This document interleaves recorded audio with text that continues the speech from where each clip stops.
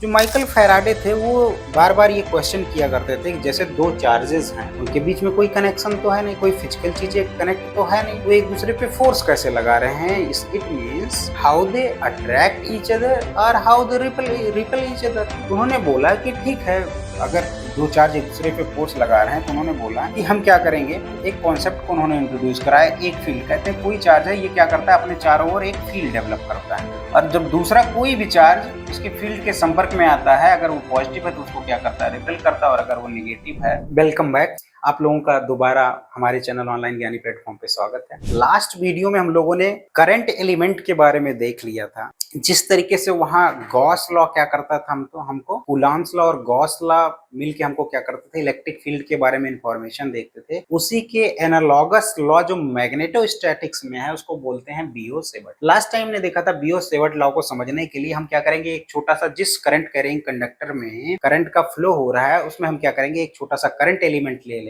जिसका magnitude I DL होने वाला है। चूंकि लेंथ डीएल है, उससे करंट आई फ्लो हो रहा है तो उसका मैग्नीट्यूड क्या हो जाएगा, आई डीएल हो जाएगा, और उसकी डायरेक्शन जो होने वाली, करंट की डायरेक्शन में जो होने वाली है, इससे हम पी पॉइंट पे मैग्नेटिक फील्ड की खोज कर रहे हैं। ठीक है, मैग्नेटिक फील्ड के बारे में हम जानकारी चाहते हैं, मैग्नेटिक फील्ड के बारे में हम एक एक्सप्रेशन बनाना चाहते हैं, एक फॉर्मूला बनाना चाहते हैं, और जब हमको छोटे से करंट एलिमेंट के कारण मिल जाएगा, इसको हम इंटीग्रेट कर देंगे और पूरे के पूरे वायर के कारण हमें मिल जाएगा। तो ये कैसे, इस लॉ पे जो हम एक्सप्रेशन बनाएंगे, जो फॉर्मूला बनाएंगे, इस पे कैसे बियो और सेवर्ट ने मिलकर बहुत सारे एक्सपेरिमेंट किए, फिर इस लॉ को दिया, उसी के बारे में थोड़ा सा जानकारी देखेंगे यहाँ पे, फिर हम उस फॉर्मूले को क्या करेंगे, डेवलप करेंगे। With the help of experimental results, Biot and Sievert arrived at a mathematical expression that gives the magnetic field at some point in the space in terms of current that produces the field। ये हम पहले भी देख चुके हैं। एक बात और है कि बहुत सारे बच्चे पूछते रहते, सर टॉपिक से रिलेटेड शॉर्टकट बताइए। तो शॉर्टकट, आप अगर टॉपिक से शॉर्टकट की बात करें तो आप फिजिक्स या मैथ में शॉर्टकट क्या हो सकता है? फॉर्मूले से ज्यादा कोई शॉर्टकट हो सकता है? बिल्कुल नहीं हो सकता है। तो किसी भी फॉर्मूले को अप्लाई कैसे करना है, बार बार उस पे बेस्ड क्वेश्चन को प्रैक्टिस करके ही क्या किया जा सकता है, उसको शॉर्टकट बनाया जा सकता है। कोई ये ऐसा तो बहुत लंबा थियरी तो है नहीं, बार बार आपको निमोनिक्स दिए जाए। हर टॉपिक से रिलेटेड एक फॉर्मूला होता है, उसी को जो है आप क्या करिए, उस फॉर्मूले को किस तरीके से वो फॉर्मूला डेराइव हुआ, उसके पीछे के थोड़े बैकग्राउंड को जानते रहिए और फॉर्मूले के एप्लीकेशन को जानते रहिए। ये रहा छोटा सा टिप शॉर्टकट के रिगार्डिंग। ठीक है, आगे भी आपको हम बताते रहेंगे। तो उन्होंने जब एक्सपेरिमेंट किया तो उन्होंने पाया कि जो ये मैथमेटिकल एक्सप्रेशन बनाया, that expression is based on the following experiment observation for the magnetic field dB. वही छोटे से पार्ट का जो मैग्नेटिक फील्ड डीबी बन रहा है एट अ पॉइंट पी पे हम फाइंड आउट करना चाह रहे हैं with a length element DL of the wire carrying the current I. इसी कारण हम इसी पी पॉइंट पे, तो उन्होंने जो पहला पॉइंट जो देखा उन्होंने कि जो मैग्नेटिक फील्ड इसके कारण होने वाला है, छोटे से करंट एलिमेंट के कारण जो मैग्नेटिक फील्ड होने वाला है डीबी, वो डायरेक्टली प्रोपोर्शनल होता था करंट एलिमेंट। ठीक है, ये हमारे पास क्या हो गया, इक्वेशन। ये पाया कि अगर डीबी जो है वो किसके प्रोपोर्शनल होने वाला, सपोज कीजिए हमारे पास जो करंट एलिमेंट था, ये इस तरीके से हमारे पास, हमने क्या किया होता, वायर दिया हुआ था। मान लेते हैं ये जो पी पॉइंट हमारा था वो वायर से अगर थीटा एंगल पे है तो कैसे डिपेंड करता था, इसके साइन थीटा पे डिपेंड करता था, इसके साइन थीटा के डायरेक्टली प्रोपोर्शनल होता था। और एक पॉइंट वो और उन्होंने पाया, फाइंड आउट किया, एक्सपेरिमेंटली पाया कि ये जो डिस्टेंस, इसके बाद जो दूरी होने वाली, ये जो आर डिस्टेंस था, ये जैसे जैसे बढ़ता जाएगा इसका मैग्नेटिक फील्ड क्या होगा, आर स्क्वायर के टर्म से घटता जाएगा। आर स्क्वायर के टर्म से चीजों का घटने का मतलब आप ऐसे समझ सकते हैं, एक मिनट के लिए, कि अगर आप डेली 2 रुपए खर्च कर रहे हैं तो अब डेली आप क्या करने वाले हैं, 2 के स्क्वायर में खर्च करने वाले हैं। तो ऑब्वियस सी बात है, अगर आप 2 खर्च कर रहे हैं तो अपने अगले दिन क्या, अगर स्क्वायर में खर्च करेंगे तो 4 खर्च करेंगे। यानी कि बहुत तेजी से, जैसे जैसे हम लोग क्या करेंगे, वायर से दूर जाएंगे या करंट एलिमेंट से दूर जाएंगे, मैग्नेटिक फील्ड की वैल्यू बहुत तेजी के साथ घटेगी। तो ये इनवर्सली प्रोपोर्शनल होता है square of the distance of the point from the current carrying wire या करंट एलिमेंट हो गया। अब तीनों को अगर मैं एक साथ ले आऊं, इनको कॉम्बिनेशन में बिठाऊं, तो डीबी जो होने वाला वो क्या होने वाला है, डायरेक्टली प्रोपोर्शनल होने वाला है I DL sine theta upon are square. जब प्रोपोर्शनलिटी का साइन हटाते तो हमारे पास एक कांस्टेंट आता है, ये हम सभी जानते हैं। तो जहां पे मैं प्रोपोर्शनलिटी साइन हटाऊंगा तो dB इज इक्वल टू क्या हो गया, जो कांस्टेंट आया वो आया म्यू नॉट अपॉन 4 पाई। अब ये 4 पाई, अब आप सोचेंगे कि ये मैं पहले ऐसे लिख देता हूँ, फिर इसके बारे में I DL sine theta upon are square. ठीक है, ये अब सोचेंगे कि भगवान इतना खतरनाक, ये कांस्टेंट कहाँ से आ गया, इसकी जो वैल्यू होती है वो हम लोग देखेंगे। ये इसको आप एक मान के चलिए कांस्टेंट, अभी के लिए मान के चलिए एक इसकी पर्टिकुलर वैल्यू होती है। जैसे वहां पे 1/4 पाई एप्सिलॉन नॉट लिखने का कितना खतरनाक सिंबल था, बट यहाँ पे जो कांस्टेंट की वैल्यू आती थी 9.0 × 10⁹ अब इसमें सारी वैल्यूज पुट करिए, यही वैल्यू आएगा। वैसे ही यहाँ पे म्यू नॉट अपॉन 4 पाई रखा गया है, एक कांस्टेंट है, थोड़ा अजीबो गरीब है, अभी के लिए म्यू नॉट अपॉन 4 पाई आप इसको मान लीजिए। जब इसकी वैल्यू अभी हम लोग बता देंगे तो आपको वो वैल्यू पता चल जाएगी, तो आपको लगेगा कि हाँ ये कांस्टेंट है, प्रोपोर्शनलिटी कांस्टेंट ही है। तो फाइनली जो हमारा फॉर्मूला निकल गया है dv equal to mu naught upon 4 pi ideal sine theta. यही वो एक्सप्रेशन होने वाला है जिसका हम लोग क्या करेंगे, बार बार इस चैप्टर में यूज करेंगे। जैसे वहां गॉस लॉ का यूज करके हम लोगों ने सारे कूलम्ब्स लॉ तक को डिराइव कर लिया, इनफाइनाइट वायर तक के लिए हम लोगों ने इलेक्ट्रिक फील्ड को निकाल लिया था, चाहे वो इनफाइनाइट वायर हो, चाहे कंडक्टर हो, चाहे हमारे पास स्फेरिकल सेल हो, चाहे हमारे पास कोई भी सीट हो, प्लेन सीट हो, उसके कारण निकाल लेते थे। वैसे हम यहाँ पे बियो-सेवर्ट लॉ का यूज करके different different current carrying conductors के लिए क्या करेंगे, डिफरेंट डिफरेंट शेप के लिए, डिफरेंट डिफरेंट साइज के लिए क्या करेंगे, मैग्नेटिक फील्ड को फाइंड आउट करेंगे।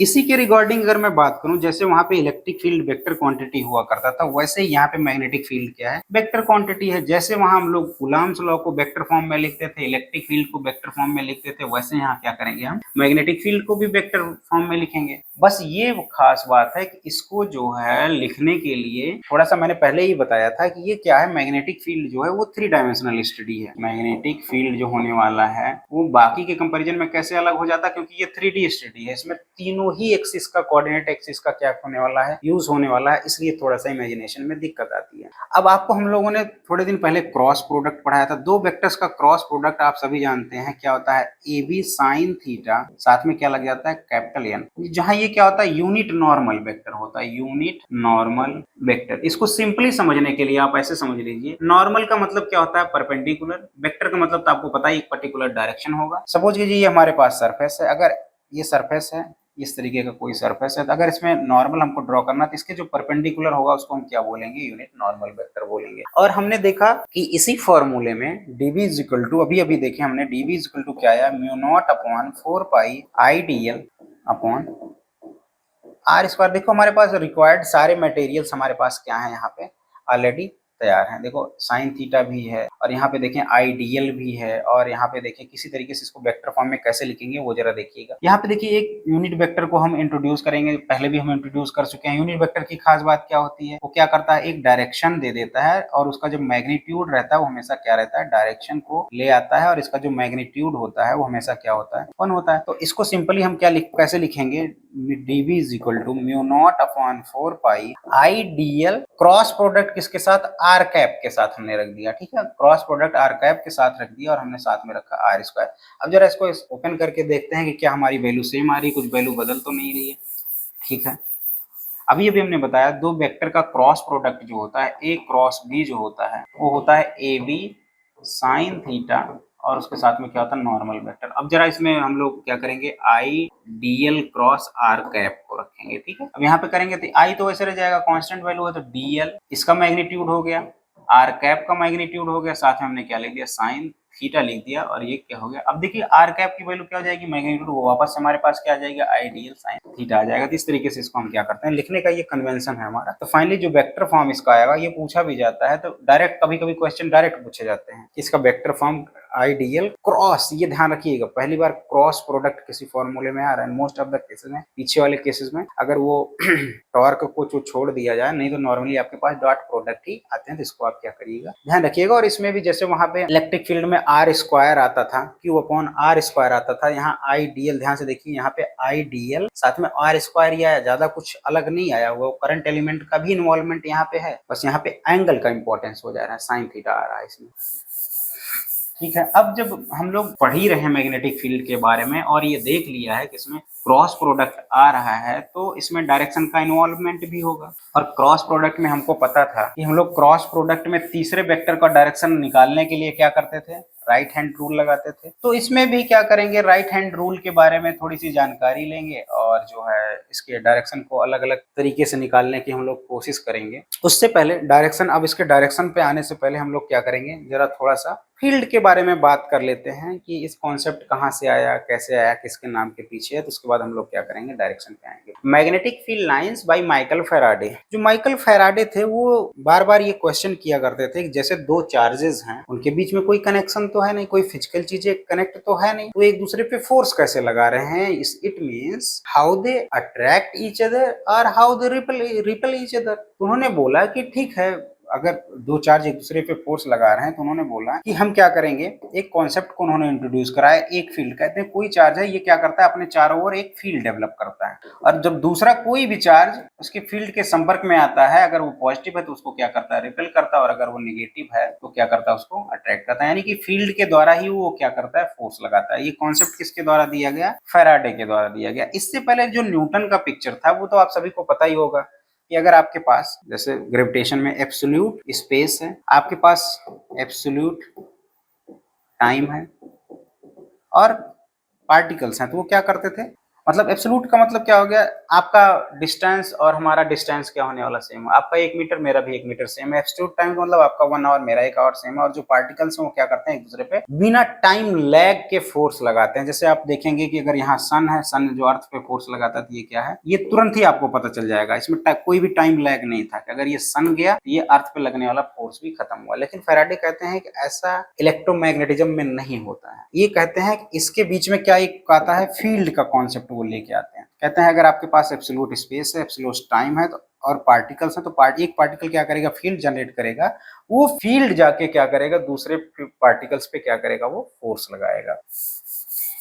तो उन्होंने पहली बार जो है फील्ड कॉन्सेप्ट को इंट्रोड्यूस किया और इसको इमेजिनरी लाइंस के द्वारा डिनोट किया। इसके बारे में हम लोग इलेक्ट्रोस्टैटिक्स में काफी डिटेल में चर्चा कर चुके हैं। तो यहाँ पे भी देखें कि अगर हमको यूनिफॉर्म मैग्नेटिक फील्ड दिखाना है तो हमको क्या दिखाना पड़ेगा, उसका डायरेक्शन और मैग्नीट्यूड सेम हो। दो पैरेलल लाइंस जिनके बीच का डिस्टेंस क्या हो, सेम हो, और डायरेक्शन जो है क्या हो, एक पर्टिकुलर डायरेक्शन हो, तो ऐसे फील्ड को क्या बोलते हैं, यूनिफॉर्म मैग्नेटिक फील्ड बोलते हैं। और वही जो है अगर उनके बीच में जो है डायरेक्शन भी ना सेम हो और जो है वो एक पर्टिकुलर डायरेक्शन में अलाइन भी ना हो, तो ऐसे फील्ड को क्या बोलेंगे, नॉन यूनिफॉर्म मैग्नेटिक फील्ड। कुछ पॉइंट्स उन्होंने बताए थे, उसी को हम लोग जरा देखेंगे। In order to visualise a magnetic field graphically, वही हमने बताया ना, जैसे हमने इलेक्ट्रिक चार्जेस के बारे में, आपको अगर समझना है तो अगर ग्राफ नहीं बनाएंगे तो आप समझ नहीं पाएंगे, अगर उसकी ज्योमेट्री नहीं बनाएंगे आप तो आप समझ नहीं पाएंगे। उसी तरीके से मैग्नेटिक फील्ड में, in order to visualise a magnetic field graphically, Faraday introduce the concept of field lines. Faraday ने क्या किया, फील्ड लाइंस को इंट्रोड्यूस किया। ये कोई पहले बहुत ही नई बात नहीं है, हम लोगों ने इलेक्ट्रिक फील्ड में देख लिया था। Field lines of magnetic field are imaginary lines. वो क्या होती है, कोई ऐसे रियल में आपको देखने को नहीं मिलने वाले हैं, इमेजिनरी लाइंस, लेकिन ये क्या है, मिजरेबल है, इसीलिए इनको फिजिकल क्वांटिटी में रखा गया, इसीलिए इलेक्ट्रिक फील्ड और मैग्नेटिक फील्ड बोला जाता है इनको। हम लोग फील्ड में रहते हैं, ऑब्वियस सी बात है, लाइट क्या इलेक्ट्रोमैग्नेटिक वेव्स है, और हम लोग सन से आने वाली लाइट हमारे ऊपर पड़ती है और उन्हीं के बीच में हम रहते हैं। लेकिन फील्ड भी क्या है, एक फिजिकल क्वांटिटी, और इसको हम लोग मेजर करते हैं। इमेजिनरी लाइंस होंगी विच represents the direction of magnetic field continuously. कहीं भी अगर आपको मैग्नेटिक फील्ड की डायरेक्शन चाहिए तो वो क्या करेंगी, आपको लगातार उसकी डायरेक्शन को बताएंगी। बहुत ही अच्छा तरीका ये इमेजिन करने का। Magnetic field lines emanate from or enters in the surface of a magnetic material at any angle. इसके बारे में आगे हम जब मैटर और मैग्नेटिज्म पढ़ेंगे तो इसके बारे में और डिटेल में पढ़ेंगे। Magnetic field lines exist inside every magnetised material. हाँ, ऑब्वियस सी बात है, कोई भी डायमैग्नेटिक, फेरोमैग्नेटिक या पैरामैग्नेटिक सब्सटेंस है तो ऑब्वियस सी बात है उसके अंदर मैग्नेटिक फील्ड क्या करने वाला है, लाई करने वाला है। Magnetic field lines can be mapped by using iron dust using a compass needle. हाँ, अगर आप मैग्नेटिक फील्ड लाइंस आप किसी भी मैग्नेट, बार मैग्नेट के चारों तरफ ड्रॉ करना चाहते हैं तो आप वो पहले भी इनिशियल क्लासेस में सिखाया गया होगा कि एक मैग्नेटिक कंपास ले लीजिए, उसके चारों ओर क्या करिए, उसको घुमाइए, जिस डायरेक्शन में नीडल डिफ्लेक्ट कर रहा होगा उसी डायरेक्शन में, कंटिन्यूअस डायरेक्शन में एक लाइन ड्रॉ करिए, तो आपको क्या मिलेगा, ये बार मैग्नेट के चारों ओर मैग्नेटिक फील्ड मिल जाएगा। इससे भी आसान तरीका अगर आप जानना चाहते हैं तो आयरन डस्ट या आयरन फाइलिंग्स को क्या करिए, उसके आसपास स्प्रिंकल करिए। जब आप स्प्रिंकल करेंगे और उसको जो है ध्यान से उसके पैटर्न को देखेंगे तो आपको भी क्या करेगा, एक मैग्नेटिक फील्ड लाइंस का पैटर्न दिखेगा। उसी को ही उन्होंने क्या बोला, मैग्नेटिक फील्ड लाइंस बोली। आज के लिए इतना ही रखते हैं। अगले वीडियो में जब हम आपसे मिलेंगे तो आपको मैग्नेटिक फील्ड निकालने के लिए राइट हैंड रूल, केवल और केवल एक रूल बताएंगे, जिससे आप सभी जगह वही अप्लाई करके आप क्या करेंगे, मैग्नेटिक फील्ड की डायरेक्शन को निकाल सकते हैं। मोर आर लेस समझाने के लिए मैं फ्लेमिंग्स राइट हैंड रूल भी आपको समझा दूंगा, बट आप क्या करिएगा, कोई भी एक रूल को अच्छे से समझ लीजिएगा, वही आपके लिए क्या करेगा, कहीं भी वो आपको गलत नहीं होने देगा। आज के आपके टाइम के लिए धन्यवाद, मिलते हैं आपसे नए क्लास में, तब तक के लिए गुड बाय।